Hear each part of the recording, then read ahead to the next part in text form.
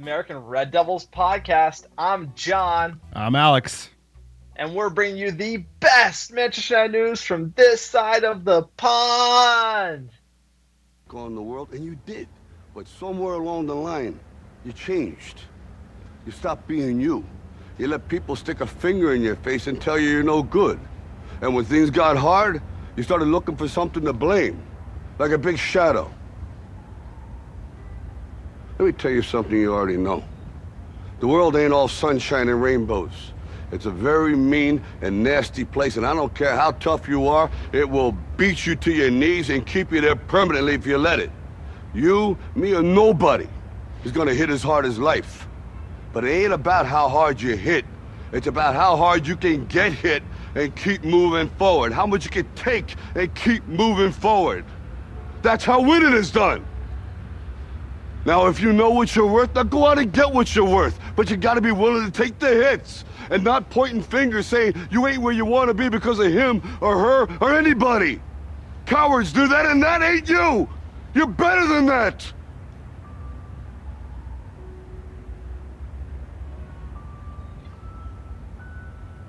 I'm always gonna love you no matter what. No matter what happens. You're my son, you're my blood. You're the best thing in my life. But until you start believing in yourself, you ain't gonna have a life.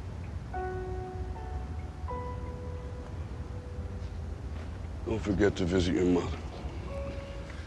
Sir Stallone speaking for a lot of Manchester United fans today. Hello, darkness, my old friend. We are back in the ball game. I thought last season was bad. It looks like that was just a tune-up for what we're going to see this season. Rough start, rough go of it yesterday, getting beat up by the Brentford Bees down in London. This United side, sir, full of bluffers. They're already hanging out the new manager out to dry, let alone the front office, let alone the Glazers, not backing the manager. He is fighting with two hands behind his back in the most competitive league in the world, and United are miles off of it. Dejected.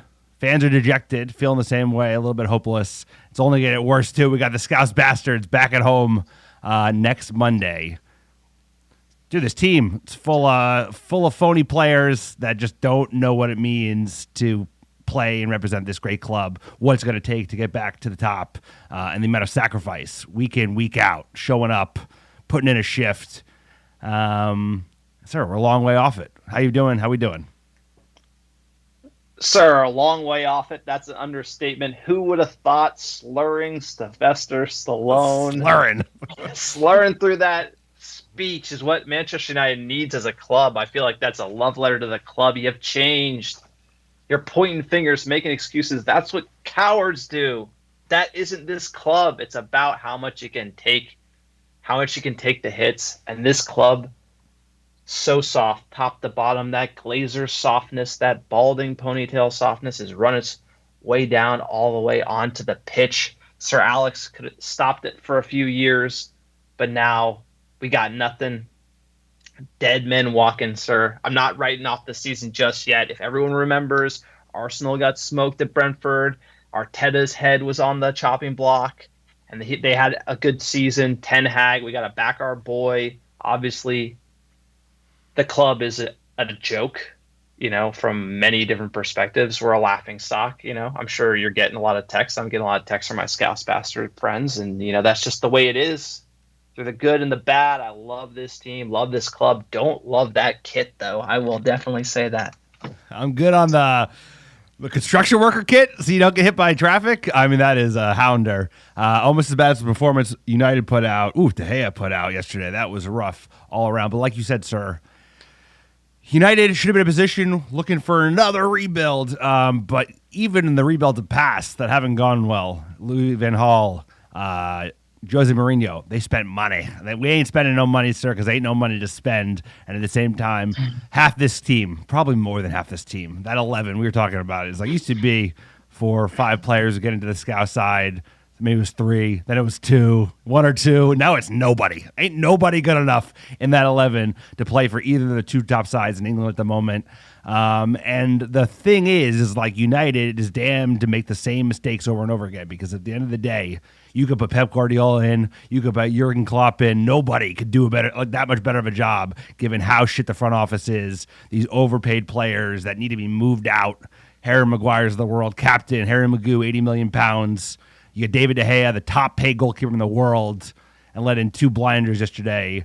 And he's been on a steady decline for the last 4 years, sir. If you remember Barcelona, how bad that was. And we're not a serious football club. We don't have ambitious owners. We don't have competent front office. One thing to just have, lazy, greedy owners that couldn't give a fuck. At least put some people in that know what they're doing. You don't have to give them a lot of money to spend, but at least, dude, they get paid well, these idiots that they have running the show. So at least put some competent bodies in, because the Brightons of the world, the Brentfords of the world, the Leeds of the world, they all have better front offices, and those are mid-table sides. We're Manchester United, the greatest football club in the world, sir. We're not going to be even within a sniff of it until the Glazers leave, and then you get like 3 to 4 years of a concerted build back. Because right now, dude, we are just like floundering in the wind. We are relegation form. Not even just the first 2 games. You take the way we finished last season, sir. We are like a relegation team. Look, I don't think we're getting relegated, but right now we are playing like definitely bottom 25% of the table form. We are definitely there, and we're bottom table. Table. How many text messages I got with us at the bottom of the table? Look, everyone's screaming, everyone's shouting. Look, this sucks. I'm dejected. Like all the joy from like getting together with you that we've done for like our entire, like for the last almost 20 years, watching this team, having a blast. It's just like gone. We just like get together and now it's like a comedy show. It literally is a comedy show. We're like laughing. Like if you don't laugh, you cry. That's the way it is today. But you got to take the 10,000-foot view. Everyone's trying to blame the Glazers, blame the players, blame the tactics, blame the front office, right? So this is a multi-layered shit sandwich. And plenty of blame to go around. There is plenty of blame to go around, but the way everyone deserves blame. Ten Hag gets like the least amount, obviously, because he's the new man on the job, and that is the way it should be. But you look at how the Glazers run the club, their excuse is they've spent money, but again, you look at how much money they've taken out versus they've spent, they've almost taken out 2 times more the funds, and the infrastructure's languished. We don't have the training facilities to attract players, the stadium, etc. So like the club is like definitely behind the 8 ball from the Glazers' perspective, and they've just taken so much money out. The real issue is them promoting Ed Woodward, and despite our failures on the pitch, he basically stayed and was able to like ruin us into the ground. Now they replaced Ed Woodward with Arnold, who is his number 2. And the main issue that the Glazers have is because they've been sucking so much money out, there's not a lot of money left in the club. So there's no money for a new training facility, there's no money for Old Trafford, and there's no money for new players. And now if you look at where the squad is, we need to just blow up this team and rebuild it from scratch. And the Glazers won't do that because that costs money and we don't have it. Just like our roof was leaking and Carrington's getting 3 million pounds this summer, the Glazers do not have the funds to build a new team. And so right now, Manchester United needs, like literally you saw it on the field at Brentford, get rid of every single person, bring in completely new players, do it with Ten Hag, do it over 3 seasons, rebuild the club. That's what we need. The Glazers won't do that because it's going to cost them money. And that's the main issue, is money is gravity. And we've been going in one direction since the Glazers bought us. And their reluctance to rebuild this team has put us in this position, because you heard it from Rangnick, blow it up.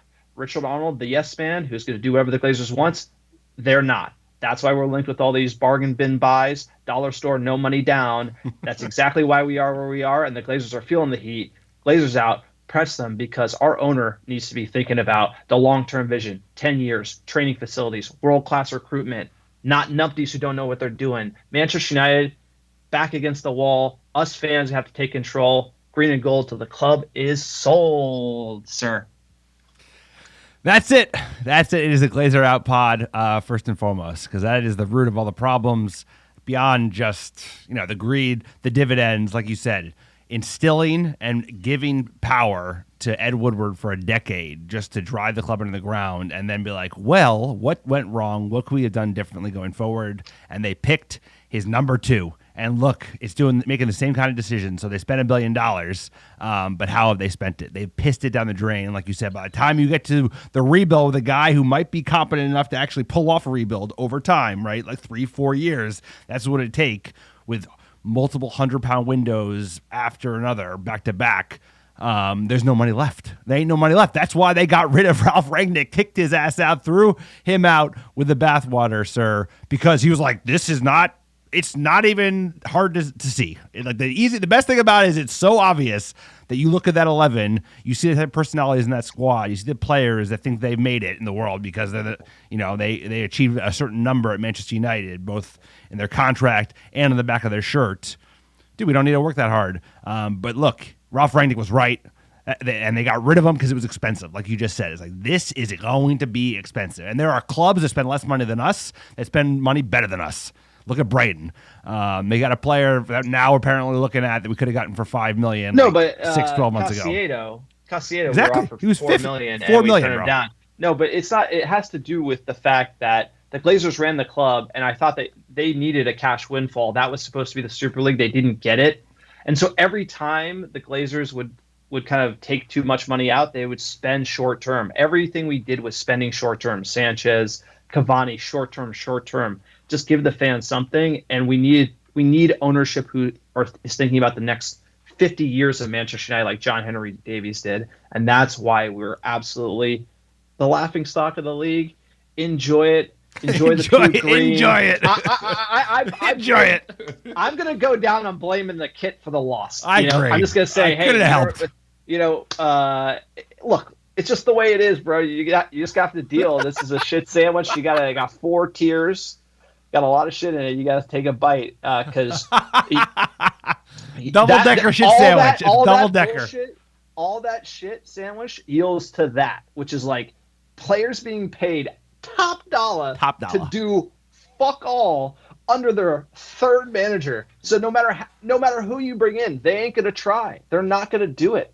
Luke Shaw's never gonna lose the 20 pounds he needs to be able to catch that guy on the counterattack. It's just not going to happen. And you know what? You got to get rid of Luke Shaw, but you know what? We can't afford anyone, so he's playing. And as long as that's the dynamic, you're going to be seeing that every single week, and we are going to be seeing a lot of it this season.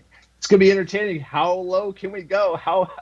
We can only go up from 20th in the table, sir. Quick PSA for the podcast. Look, if you like the American Devils, we are for fans, by fans. We don't have any sponsors on this podcast. Check out our Patreon page, patreon.com/AmericaRedDevils. The best way you can support us directly, again, because we are backed by you, the fans, so we can say and do whatever we want. That is what our platform is all about. You sign up, you get a behind-the-scenes podcast episode every single month. We give away shirts, scarves as well. Please check it out. Also, take a look at AmericaRedDevils.com. We have a store there. You can buy our new scarves. They are absolute fire. Another great way to support us. Check out our Discord channel as well. There's links posted on our website and on Twitter. Join over 700 Muppets talking about this great team and this amazing meltdown of a loss. It was absolute riot. Sir, tell them about iTunes reviews. iTunes reviews or 5-star reviews of the American Devils podcast, wherever you listen, is a great way to support the pod. It goes a long way. And even better, we have the longest running giveaway in the game, so we're still giving away some free merch, some free swag. All you have to do, write a 5-star review wherever you listen and send a screenshot to AmericanRedDevils@gmail.com with your mailing address, and I will personally pick, pack, and ship some free ARD gear. Send it right to your door, anywhere in the world. We mean it when we say that, sir. We send it globally. And I got a hot review coming fresh off the presses to lighten things up from Son of Artie. Happy to have found these guys. Really enjoying this podcast as an American in Boston who's been watching United since around 2003. Back in $20 pay-per-view United matches when my dad relented. I have spent much of my life following the Premier League from across the pond, feeling simultaneously a part of something while living in the wrong country surrounded by New England Patriots fans and casuals since the Red Sox owned them, Liverpool fans. Happy to have found a couple of American gems to share my passions with. This is Football Heritage, a great informative listen with some good laughs and great use of audio clips. While Manchester United may need open heart surgery, this podcast is full of heart and has no problem pumping out quality shows goes, appreciate you, son of Arnold. Appreciate all the people writing 5-star reviews. We couldn't do without you guys. Need a little joy, sir, before we dip into that pain. Brentford looking like top scouse bastards, just like running riot on us. I don't know. Maybe he took the wrong pill before he went into the game. He was like on edibles, sir. He was like, that ball go in? Oh, yeah, what a game. I'll take De Gea Haller for 800. I'll Yeah, take two? Fat Luke Shaw being dusted for Gas, 400. just gas, sir. Just dusted. I'll take sloppy corner defending for 200, Alex. If you got corner, it over there. I'm sorry, that corner, like nobody puts a ball in. That was bad. Had it all. We had it all. What a Brentford game. 4, Manchester United 0 at the G-Tech Community Stadium, the mighty G-Tech.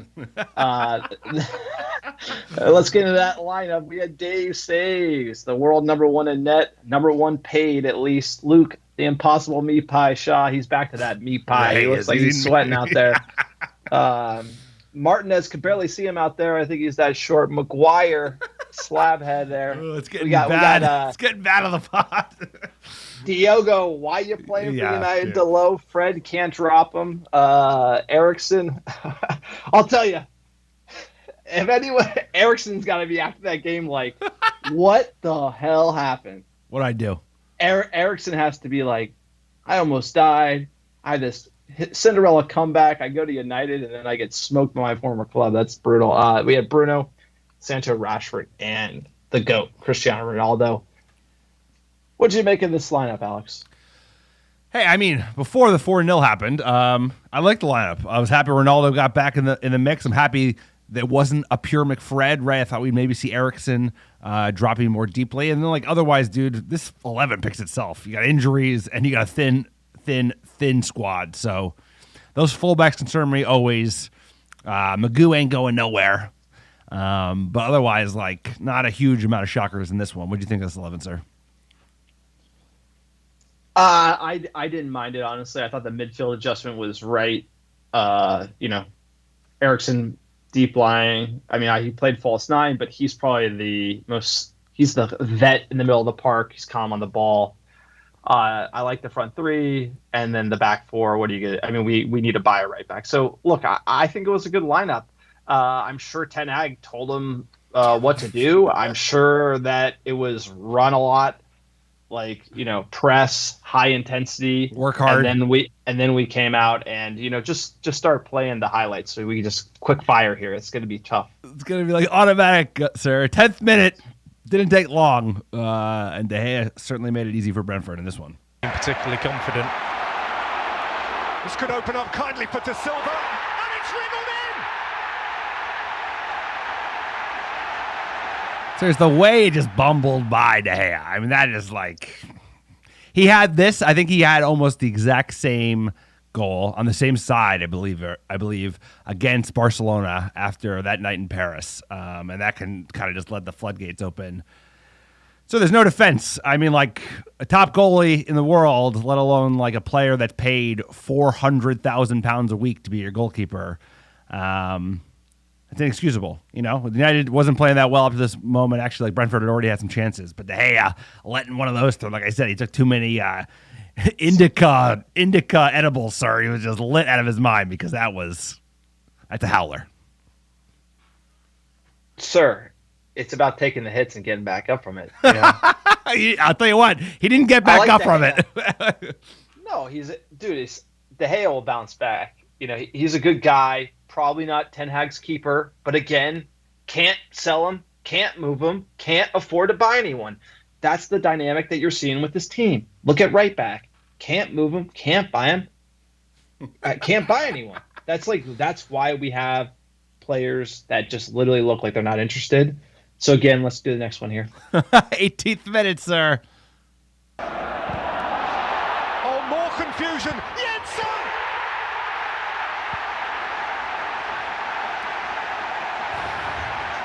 So at this point, we were just trying to make it easy for Brentford. It was first goal, inexcusable. Second one, De Gea puts out a suicide pass to Erickson, and he's got nowhere to be. It's never the pass to make. He's got Maguire on the right, wide open. And I think this is just he got the shit kicked out of him in the first goal and is feeling bad. And this is Manchester United Poopy Pants FC. Just be like, that's just like he's not feeling confident after doing something terrible and does more terrible, because that is pretty bad. Is that your technical analysis of the goal there? Poopy Pants? That's Manchester United's new mascot, Poopy Pants FC, sir. I said it before the season started. We would concede more goals playing the way Ten Hag wants to play. You're right? I said it. We're going to make mistakes. Now, obviously, like, you wouldn't think De Gea would have a howler, but playing out the back, I felt like, Fred could have given one to Brighton. De Gea gave one to Brentford. I imagine you're going to see one of those howler playing out the back moments per match for the first 10 matches, and then maybe it will click and we'll get it. De Gea, it's not his strength. He's going to make mistakes. This was a bad one. You're right. He's probably in his head, but I'm chalking this up to, hey, playing out the back, you got Martinez is new. Delo, who knows why that guy's there. It's going to be a while before we perfect it, especially because we don't have that, that CDM, that maestro that can pull the strings. So let's get to the next one. No, it's a good point. It's also a good point. Is like, this is more the De Gea mistakes you would make that you've seen recently, right? Like the howler, the first one, that's just him not saving the ball is less frequent. Whereas he definitely has one of these kind of suicide passes, giving it to someone who can't get out of there. But here, 31 minutes, sir. Keep it going. It was a fun first half against Brentford. Right. With depth, won by Tony.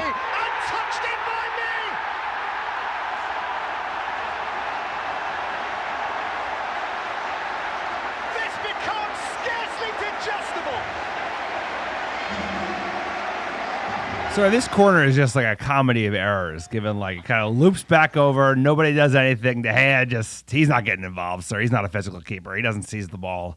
But also, like, where are the defenders at? Obviously, Martinez kind of gets dusted, but dude, we got size in the box right there. Maguire's doing nothing. I'm sure Eric Ten Hag isn't telling his players to defend this way. Also, Delo just like popping it right back over the box. Or it's bad everywhere. It's bad everywhere. Sir, next goal. And this is actually a good goal. United just getting sliced open on the break. 35th minute. Could the pain end? Please, let's hope so. Tackle from Jensen, and what a ball for Tony, who's joined by Mbomo. Here comes Brian Mbomo!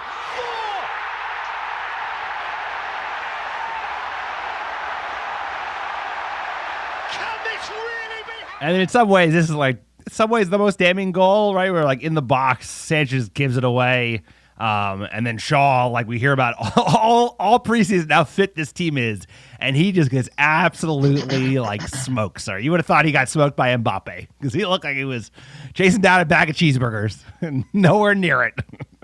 Sir, you can see the gut, bro. I know, bro. You can see the weight he's carrying there. It's like, and like, yeah, Mourinho like probably called him out on it in front of the whole team, and he got poopy pants, and now he's back snack shack.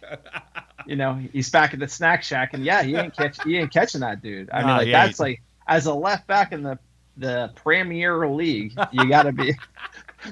We got nothing, bro. We gotta keep laughing at this. It's the only way this is fun. Yeah, like it's over. Game set match first half. Like this is like, I thought my gut said we're losing today because call it poopy pants or just like soft serve or whatever you want to call it. I was like, Brentford's going to put up a fight 2-1, similar to like Brighton. But like this was just, wow, you're really going to go there. And this is where the players on the field, when life hits you and keeps hitting you, like Rocky said, there's a certain point where someone's going to stand up and say enough of this shit. Like someone in this locker room. That's the most perplexing thing about these players, and you have to go at the players because the players are part of the problem. You would think that there's a certain level where these professionals, like, yeah, I might be getting paid $200K a week, I might have a bunch of followers on Instagram, might drive a nice car, but at a certain point, you gotta have pride in your profession. And taking this many blows, they would get together, have like a players meeting, like sort this out. And their ability to keep going lower is just what is spectacular about the situation. So obviously we don't know what's going on behind the scenes, but man, these group of players, they know no shame. Like they're not second half. Like, let's get into a triple sub. Malacia, Varane, McTominay. Yeah, fuck it. Put these guys on. Like, at this point, it's just like, whatever. Can't go worse.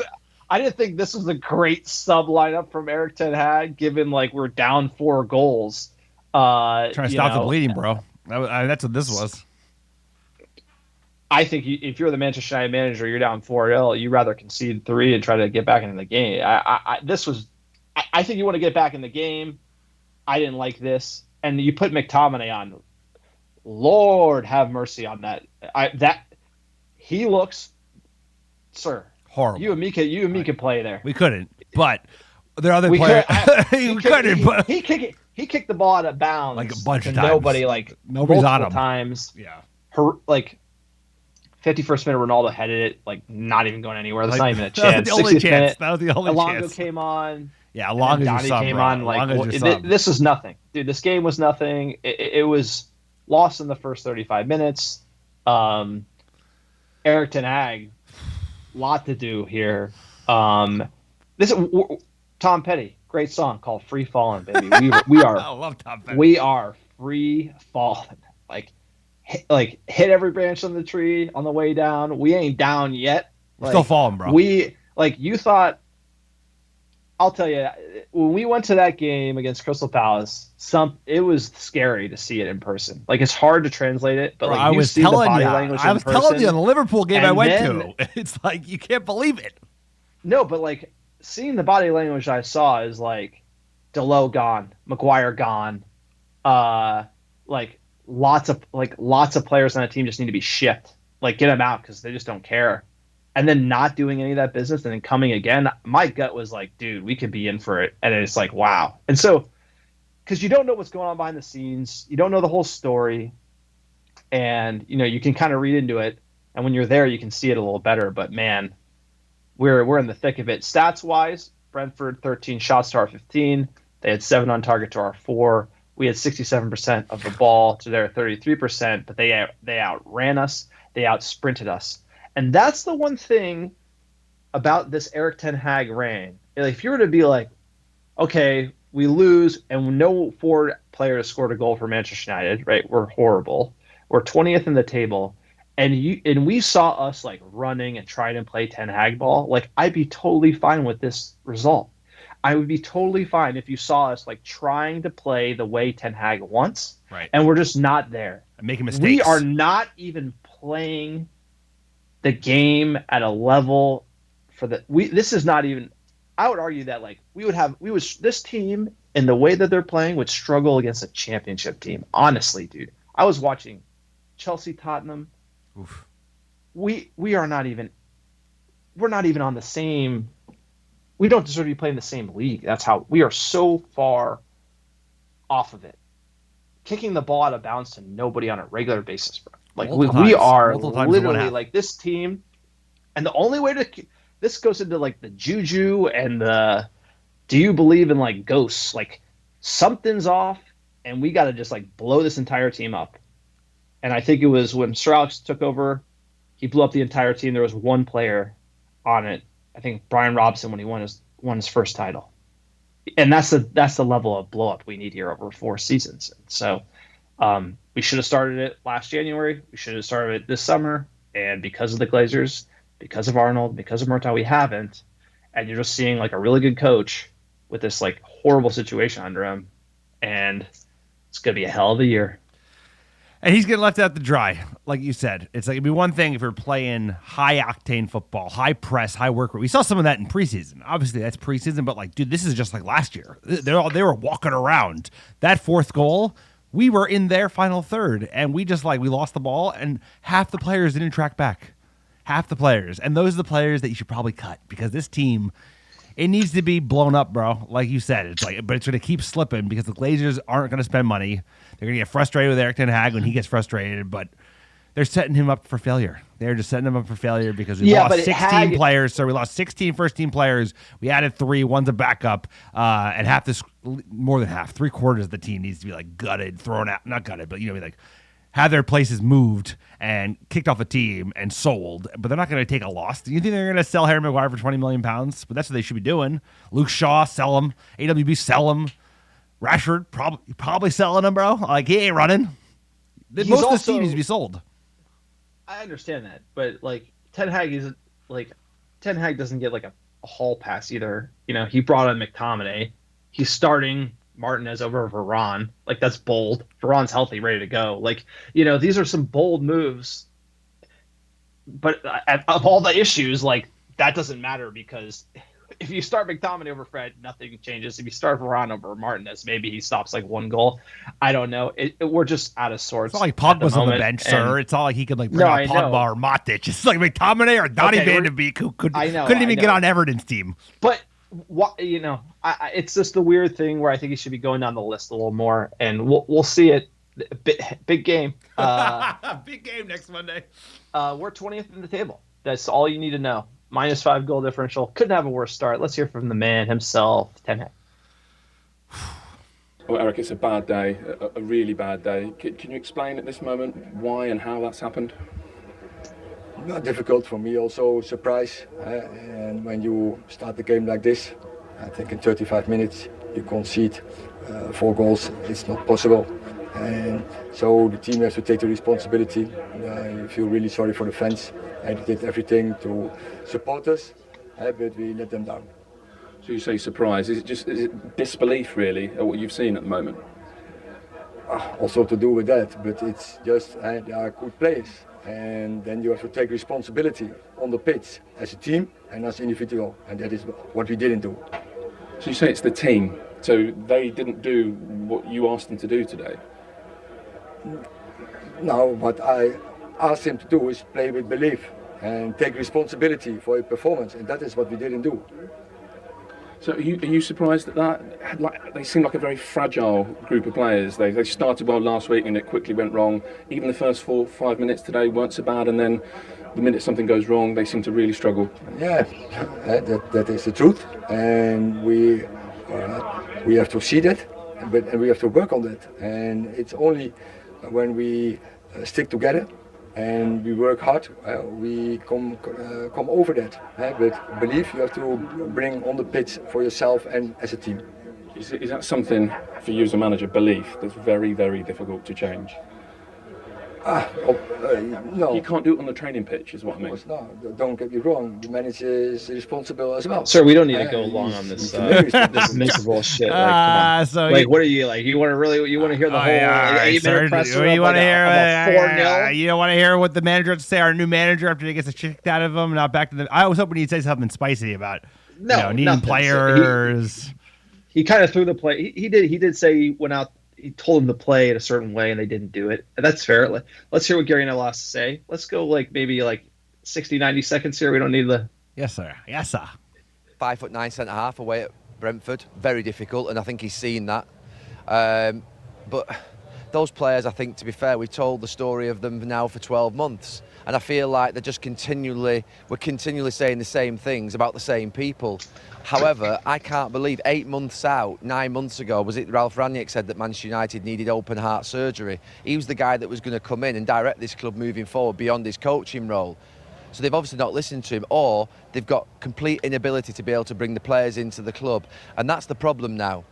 Manchester United in the past, in the last 10 years, have always answered the fans' anger through money and spending in the transfer market. The problem is now no one wants to take the money. And that's a massive issue. And maybe no one wants to come here at the moment. Well, that's what I'm saying. No one wants to take the money. I mean, at the end, they can't spend the money. And that's a big problem. And so I said at half-time, if you're a player watching that performance in the first half, what are you thinking about coming to this club?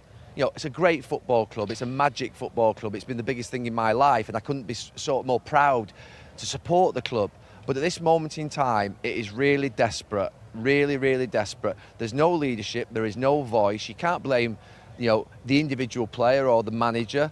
You've got to look above. You have to look to the very top now. And this week, honestly, they're going to get peppered, those players. The coach, the sporting department, the new CEO, they're all going to get peppered But there's a family over there in America who are just literally letting their employees take all the hits for them, and that is unforgivable. They've got to get on a plane. Joel Glazer's got to get on a plane tomorrow. He's got to get over to Manchester, and he's got to start to divert the issues away from the club and tell everybody what the hell his plan is with the football club. What is he doing? Yeah, I get that, but you can't. No. So you think Joel Glazer's flying over to worry about anything but maybe getting some hair plugs, because that's what he really needs to be doing. I mean, that's Malcolm Glazer. They're both pretty bald last time I checked. But, so he knows it. Neville knows it. Dude, the team's got no heart. No one's standing up for themselves, and the team needs major investment. It's not that no one's going to take our money. It's that we ain't got enough money to shill around because, we probably couldn't get the top players if we're competing with competitive, organized football clubs. We have no cash, sir. This is actually about having enough money just to buy players, not that we can't attract players, which maybe was a thing in the past as well. And I'm not saying that's not an issue United has, but this is just about not having enough money to go and spend money in the transfer market. Nor do we have acumen front office to pull off astute transfers and hey, we should lean in here. We have thinness in the squad in the midfield in general. I know you want Frankie, but we should get another body in. Dude, there's nobody backing him up at all. Eric Ten Hag's being left out to dry. I totally agree. I'm also just going to say, there's a bit of you need the man for the moment, and I think with Ten Hag, he's a big disciplinarian, and a team in free fall with a very disciplined coach, that's a dangerous combination. Only because, it just could. Because it could just accelerate them throwing him under the bus, and that's the bluffers. I'm not going to believe them, and I don't think they're right. But in the situation where you have a board that doesn't want to change the players have the power, and that's my concern. Is that I think Ten Hag should be given a solid 3 to 5 year rebuild, backed with $500 million, done the right way.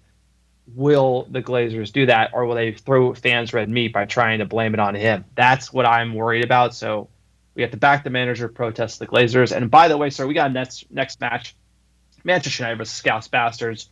It's our third game already. Holy shit. They feel like they blend together, those two. Monday, August 22nd, noon Pacific, 3 p.m. Eastern. Sir, Monday Night Football. Lifetime versus Liverpool. We've won 89. We've drawn 68. We've lost 80. They're catching up. They're catching up, sir. It's about to be 81. The last 5, we've lost 3, won 1, and drawn. First time we ever played them, 1894, was a test match between Newton Heath and Liverpool. Green and gold, baby. We lost 2-0. Last season, did the double. Aggregate, 9-0. I think they're going to beat that this year. I was there. I have a feeling. I was there for that, sir. It was a fun one. The only good thing is that they did draw Fulham on opening day. They play Crystal Palace tomorrow. We shall see how they are in form. Sir, Scouse Bastards, we hate them for a lot of different reasons. We'll keep it brief here, but we fight them. We got the 20 titles. They got the 19. They got the European Cup 6 times, star 3. We fight them for the overall title, greatest of English football. It's a tough one, but most importantly, we used to hate the Scouse Bastards. At least my first game when I went to Old Trafford in 2010 and watched them play the Scouse Bastards, and they were like Jamie Carragher, bunch of bums, and we would be beating up on them, winning the title, having a laugh. Now it is flipped completely. They're having a laugh, sir. They're having a laugh. And we are, when I say free falling, we're getting to the territory right now where it's it used to be hey, okay, we're Manchester United, but we didn't make Champions League, so we could recruit some players. Manchester United in Champions League definitely can recruit the top players. But now Manchester United, without Champions League, and just the way we're playing, Frankie de Jong ain't going to come seeing that. Nobody's going to come seeing that. We were lucky to get Eriksen. That says a lot of kind of where we're at as a football club. We are getting to that point where players will avoid coming to United. Think of what Paul Pogba has to say about United. Think about what the former managers have to say about United. Rangnick's telling players not to come. I'm sure Mourinho tells players not to come. LVG tells players not to come. Would you go? Why is that? If you were a top player. It's because of the Glazers, dude. And it's because of the Glazers. If you were a top player, if you're a top player coming out of France or Portugal or Germany or wherever, I wouldn't join Manchester United. Yeah, but this is how as a neutral. Yeah, but this is how it's going to go. So now we can't recruit even like the Falcaos or the Di Marias or the Cavani's anymore. So now you're going to be in the Arnautovic land. And then eventually you just have to blow up all those guys because we're just going to recruit has-beens now. And then you just have to build it from the youth. And then you have to somehow be relevant, like win the FA Cup, and then somebody might come.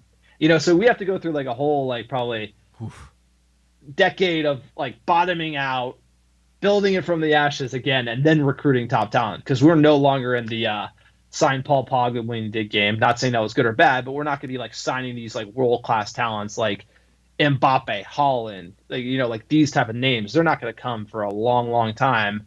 And you got to go through that so that it's cool when those players come back because, everyone's going to... One day United will be cool again. Exactly. Our One kids day aren't going to it'll be like them. cool They're going to like, this team exactly. sucks, bro. It'll be like, oh, yeah, remember United? Yeah, they were sick. And then, all that retro stuff. So injuries-wise, Martial is injured. Our famed number 9, the one we tried to ship that no one would buy and we kept, another Glazer move.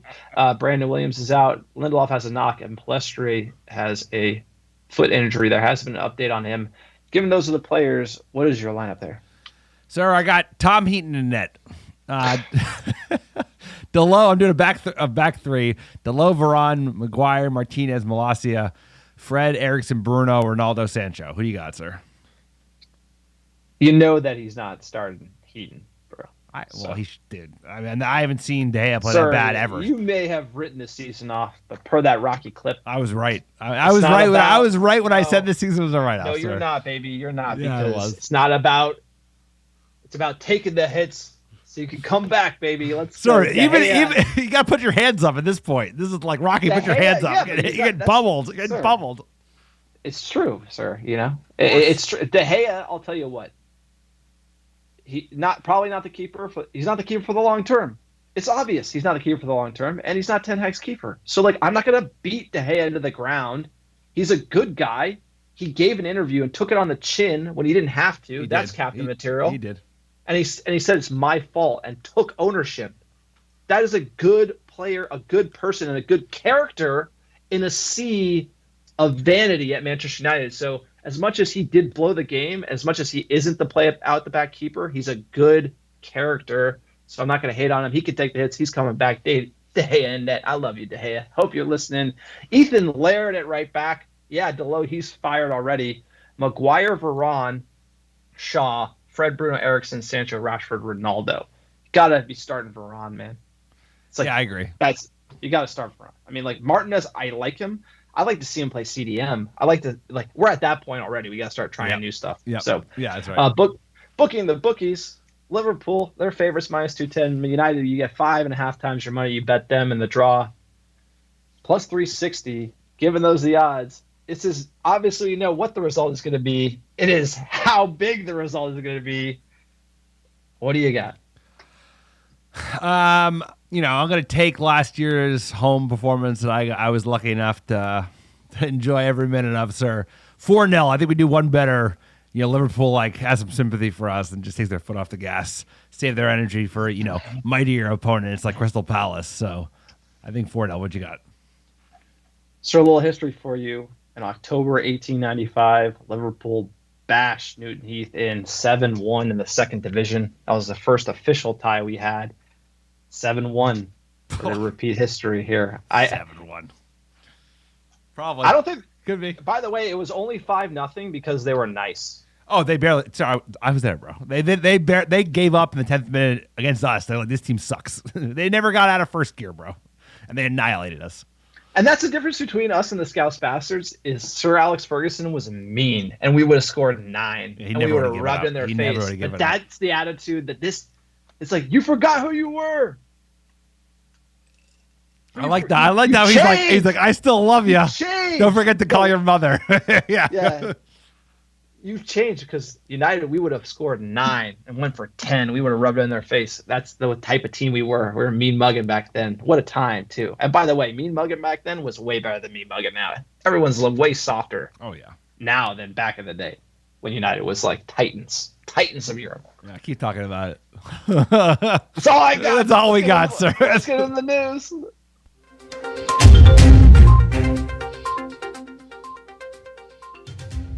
All right, United in the news. Anything good for me? Rabiot. What'd you say about bargain? What'd you say about bargain bin, bro? We've been doing this spot for 5 years, and it's funny because the bargain bin end of the window thing started off as a joke like 5 years ago, and it's like literally what we do. It's like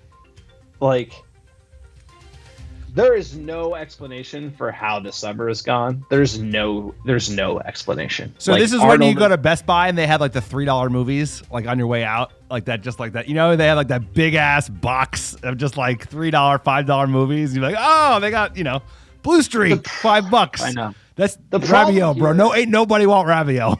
Ain't nobody want him. By the way, buying random players at the end of the window to stopgap positions does not work, and it's clear it does not work, and it has never worked ever since we've been doing it.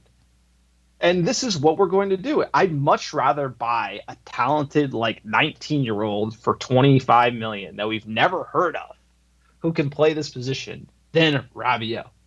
Because $200,000 a week, you can't sell him. You're paying. This is the whole issue. Phil Jones on a ton of money. Martial on a ton of money. You can't get rid of these big wage contracts. He's not that good. And we're just going to go. We do need bodies, but the direction we're heading in with this type of stopgap signing on a big money deal, we got to get over that. We need to be signing up and coming young talent. Hopefully Ten Hag gets a better list than just Frankie at the top and nobody else on it. Who the hell knows what we're doing? You look at the stats from Rabiot, doesn't score. Non-penalty XG, non-penalty goals, 12th percentile for midfielders. Assists, 50th percentile. Shots, 53rd percentile. Passes attempted, he's in the 29th percentile. Completion rate, 55th percentile. Progressive passes, 14th percentile.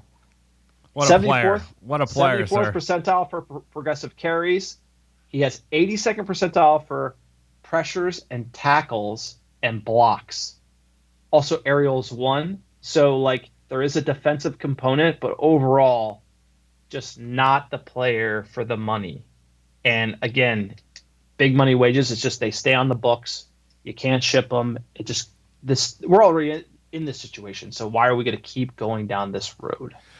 Because when you don't learn from the mistakes you make in the past, you are destined to repeat them. And that's all we're doing. When you took an accountant / banker and made him your CEO, and then he retired in shame, and you bring in his second command, who is just as unqualified as the last guy, you're doomed to make the same mistakes, sir. And this is like you said, bargain bin, overpaid player who basically Juventus wanted to pay another club to take him off the books earlier in the season, earlier in the transfer window.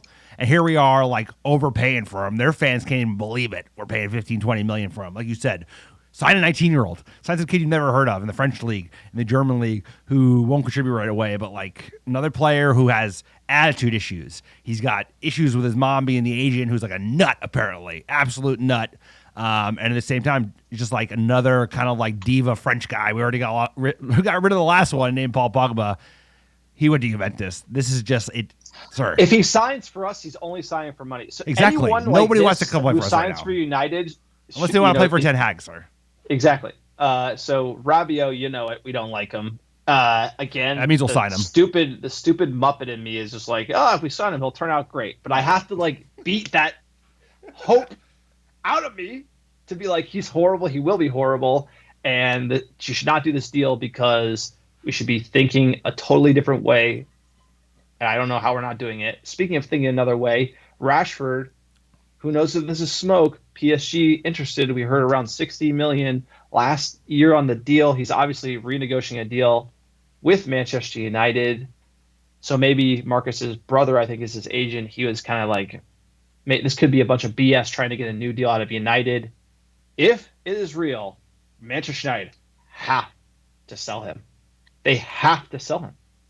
If PSG will give you 60 something million pounds, you have to sell Rashford and then turn around and start spending that money. Because A, we don't have a lot of money, and B, Rashford's had a solid amount of time to turn it around. He has not. The biggest red flag for me is Phelan kind of taking shots at him, and Phelan was the assistant coach under Ole and Rangnick, and he called out Rashford for basically not trying. I don't think he's a bad guy. I just think it's at a certain point, like Martial, it's like just move on. We need to get better at the moving on and getting new players in. Because I wish it would work out. I wish Marcus would be the top goal scoring player for Manchester United all time. Like that's what I thought he would be. And I mean, like other than this, it's sign him on a big money deal, and I don't think we should do that either. So, I think it's time Rashford moves on. But that's the likely outcome, is that like they're going to just give him a massive contract, keep him around. I tend to agree. If this was a competent club that could take 60 and turn it into 2 players and, let him go on to greener pastures, United is in love with the idea of Marcus Rashford, right? Like the idea of having a number 10, Mank, born and bred, good lad, probably does too much stuff off field. A lot of it, though, is good, right, for the greater good in England and the UK. But at the end of the day, it's like he has clearly not gone the way we would have hoped. He has certainly been a player that you could call out for not showing the right work rate, especially at his age. I think at this point, it would be the right move, but they're not going to sell him because, like you said, he's the option. If they're going to re-sign De Gea's contract ends this year too, sir. His massive contract. And they'll probably just re-sign him because it's cheaper. It's cheaper to do that than go out and buy a new player. And I'm almost certain they'll do the same thing with Marcus Rashford because they lost Greenwood. This is their golden boy. And even though he's not firing, sir, he still sells kits. Yeah, I think we did ruin him in some way. So I also think Manchester United deserves some blame. We played him when he was injured. We probably created more injuries for him.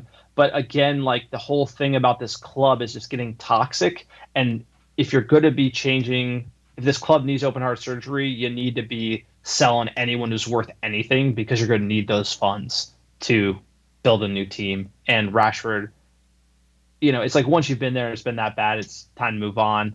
I'm not going to comment on the United is going to terminate Ronaldo's contract. That's BS. I mean, this comes from like the Daily Star, but there were some rumors about that. But from what I saw from another baseless source, this isn't real. But we can't be terminating any contract right now because Ronaldo's pretty much the only thing that will keep.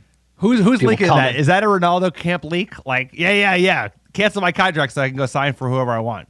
Because as a free agent, he could probably get a deal at a Champions League club for sure, as long as they don't have to pay 15, 20 million. And also Joel Glazer is apparently just like stonewalling any deal for Ronaldo to leave, sir. Yeah, so this is kind of like up for debate. But yeah, this whole terminate contract thing, it's just it did happen. It is kind of around. You can search for it on social, but like I'm gonna say that's baseless. He's probably just furious about that kit he had to wear. It was bad. It's even worse watching, like, I'll tell you what, Shaw did not look any faster just getting dusted. Like, dusted to the bus stop, bro. That was unbelievable how slow he looked. Yeah, but we talked about a lot of things, right? The players were absolutely horrible. We talked about the owners not willing to change it. We talked about the front office being incompetent. You look at who we're linked to. We got, like, no options. There's, like, no one interesting at all we're being linked to that could help us in the situation. The squad is screwed. The manager is being left out to dry. And we have a horrible start to the season. We said it on this pod. For whoever listens, I said, United, we don't have the money to spend. Arnold famously drank a few beers. He lied about it. I said this summer is when fans are going to rise up because we're going to realize that they're going to play. They played us on Rangnick. They didn't spend any money, and they aren't. And the owners got to go because the problem is they don't got no money, dude. We got no money and no options, and that's why Arnold was rambling at a bar like he needed to get some sleep. Like he literally like, hey man, you all right? Like are you okay, dude? Like what are you doing here? Like dude. What are you doing here, bro? Like, yeah, what are you doing? So, and this is why big protest against the Liverpool game, 1958. They're leading it. We have been in touch with 1958. We support the 1958. Must is kind of starting to turn the corner too. I hope we're seeing momentum in the press against the Glazers. This has to be the biggest protest to date. If you are going to the game, please participate. If you're in the area, please participate. We need to make a huge statement on Monday because enough is enough. There's like a baseless rumor of like a consortium and a buyout. I really find it funny. And again, you and me have the background in finance. Like working on these transactions, like fans who are missing teeth talking about hostile takeovers they know nothing about. It's like there ain't no bid. They're a public company. There's a process for it, and it has to all come out in the open market. And by the way, when you acquire a company, you you pay for the debt. It's called enterprise value. So at the end of the day, there'll be a new capital structure, there'll be a new share structure, and the company would be private if it was purchased. So until the person who is going to buy them, who has all the money, starts talking about it or writes a letter and makes it be known to the market, nothing's happening. So it's a bunch of hopium. I'm trying to caveat that. And basically, it's Sir Jim Ratcliffe. So if some other guy is rambling on social media, that guy's a nobody. He's got no money on YouTube. He's got no money. That guy. Those guys are just doing it for attention. That's right. That's a grift. That's a grift. Yeah, but if Jim Ratcliffe comes out and writes a letter, and that letter is public, it's going to take over $4 billion to do it. And by the way, I don't think Sir Jim Ratcliffe is going to pay that, because not only do you need that $4 billion to get the Glazers out, you're going to need another $1.5 billion to invest into the club. Somehow, some way, this will happen. I don't know how, but it's going to take time. But let's just keep the pressure on the Glazers and try to get them out in a big protest. So I'm very excited for it. Let's keep it peaceful, but let's show up in numbers. So I think you empty the stadium. Trust me, there's nothing worth watching on display when they're playing the Scouse Bastards based on how we're coming out these days. And that's it. Our only hope, it's got to be sustained pressure. We will never get better. We will never get better as long as the Glazer family owns this storied club. So we got to keep the heat on them. Don't buy the kits. Sir, we're in a conflicted place being season ticket holders, but that's kind of a land grab, if you will. But at the end of the day, it's like we need to have our voices be heard. They're already filling it with the sponsors, so the brand itself is just sliding with the fact that they just can't hoard out to the same degree that Ed Woodward could. Like I'm telling you, in 13 and on, he was selling every cup of noodle sponsorship he possibly could. But now it's just the gloss is off this bad boy. It's just like this thing stinks because people that are in the game know that the club is just so mismanaged, so poorly run. It's surprising how bad it's like. It's worse than you ever thought. It's it's worse you could ever have imagined. You and me could literally go in there and do a better job. No doubt. It's crazy because we would be concerned about we're not concerned. We'd be focused on football and hiring and knowing what we don't know and hiring smart people and admitting our mistakes. Those are real critical things. Simple things, dude. Fan questions. These are hot and spicy. Let's jump in. At rolling in the by deep the way, 19. Sir, come on. Nice You're laughing paste. before I even time. Well, you put the paste in. Yeah. John put a photo in from our yearbook of me joining freshman year, so I like the banter. Sorry, sir. Didn't mean to interrupt. Yeah, I had to drop that in there. Alex, freshman year, sir, large in charge, bro. Luke Shaw, Luke Shaw thickness. At rolling in the deep 1995, quote, nosediving into the abyss. De Gea was next level atrocious. DeLow and Shaw are championship level. Amen to that. Maguire should retire. To be honest, all 11 of them were horrific. Time for a hiatus from this game and this team. Thanks for nothing, Manchester United. Hashtag Glazers out. Hashtag Mert out. I mean, it's true. It's like all the hopium for the new season's gone. It's just like I've never had a season be like, Two games in, bro. 2 games in. And then you're about to play the Scouts Bastards. Ooh, let's go. We'll be watching. This is gonna be an interesting one. Can't wait to get up for 4:30 Southampton as well. 4:30 a.m. for Southampton. That might be our first win. I doubt it, bro. You know how we do in 4:30 games. At you, Bosun. Quote, only solution left is to burn it all to the ground. This can't be salvaged. Force the Glazers out no matter what it takes, then rebuild. Until then, pain is all there is. I agree. This is a decade-long project. This is a long, long project. We're in the nobody wants to come now, so you get even worse. Yep. If we kind of play decent against Brighton and Brentford, you might get Frankie. You might be able to do it, but we're untouchable at the moment, and that just puts you in a whole new category of bottom table. At Jamie White 0139, quote, I don't understand how in a world of Manchester United having so many fans, how the owners have the inability to listen to them, and then have the ignorance and cockiness to draw out 11 million in dividends every year after placing 600 million debt onto the club. The Glazers need to go now. Totally agree. Hashtag Glazers out. We've been that way for the whole 5 years. We haven't gotten stick for that, but you have to see it's a public company. If you know financials, you can look at the statements, you can see how they're running it. It is unbelievable how this thing is structured. It's horrific, and it's fine that I'm glad fans are coming around to it. At Bonino 11, quote, fans already blaming Ten Hag. We have to be patient as fans, and it's clear replacing managers doesn't work. We won't see changes on this. We won't see changes with this front office, and can't expect 9 players that were here in the previous 2 seasons to perform. We need players. It's open heart surgery. What do you make of that? Do you think Ten Hag deserves any blame? Because everything he tried to do over the last 6 weeks is failed. Look, I mean, of course, there's a little blame, but there was always going to be growing pains coming into a new job, coming into Manchester United, a new league, right? Stepping up from the Dutch league into the Premier League. But that's normal things. If you look at when the two top coaches in the Premier League, when they first came to the league, they even had some growing pains, but they had competent front offices standing behind them. That is the difference. My only hope is that we can get the Glazers out before we inevitably, they just use him as a way to cover for themselves, and they throw poor Ten Hag to the fans, because I think he's the man to do the job, but he needs backing, he needs money, he needs expertise, he needs time, he needs talent behind him. And right now, dude, he can't do it on his own, especially when they're not going to give him cash, bro. They gave Louis van Gaal hundreds of millions of pounds, and they're not giving him nothing. So that's the thing, is you give him all the control, but you give him no money to execute, then he's fucked. And he's got all these players he's got all these players on the kitty that are just don't give a shit, bro. They're so well paid. They'll never leave because no one wants to pay them the amount of money they're getting paid. No one's going to pay Luke Shaw £200,000 a week, bro.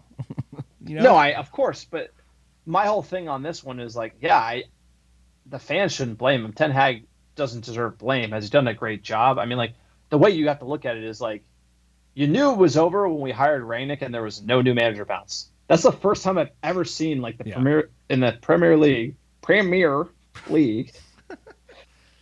I've never seen. There's always a new manager bounce, and these players are we're not bothered. And then Ten Hag, they're we're not bothered. So what's gonna happen? It's a formula. It's Ten Hag is gonna get players gonna throw him under the bus. Especially because he's making a run, especially because he's very disciplined. They're going to definitely throw him the bus. They cancel the day off. He's going to be there. They're going to throw him under the bus so fast, bro. They're going to throw him under the bus so fast, and the Glazers are going to be under so much heat that I think that Hag gets got because of that. I think the players and the Glazers, top to bottom, coming on him because he doesn't deserve it. I just think that if you look at where we're headed to a players under the bus, and then the Glazers give the fans some red meat, and if you can't buy players, the next thing you could do is fire your manager, and then we got Big Sam Allardyce on the touchline. Yeah, he's keeping us up from relegation. Yeah, keeping us up. Yeah, it could be that. At Brian D. Burbrink, quote, what is worse, the performance, the uniform, or Fat Arnold sweating like he actually did some work? I mean, him sweating in the sun in that suit, bro, with a cherry face, that's the worst. That's the worst part, because the performance. If you were oh, dude, they had a guy that could have done it. His name is Ralph Rangnick. Okay, I'm sure there are issues with Ralph Rangnick, but he knows the fuck he's doing. He could pick out talent. Look at his talent tenure in terms of the players he's brought in over his career. Unbelievable. If he was there, all right, this is a shit show. It's going to take time. We got time. But it's they got John Murtaugh, the ears, and Fat Arnold just sitting in the sun sweating, bro. It's that's our chance. The guy who wants to go get drunk with the fans. So that should have been the first red flag. When we saw that, what is this guy doing? What is he? He was sweating in that photo too, bro.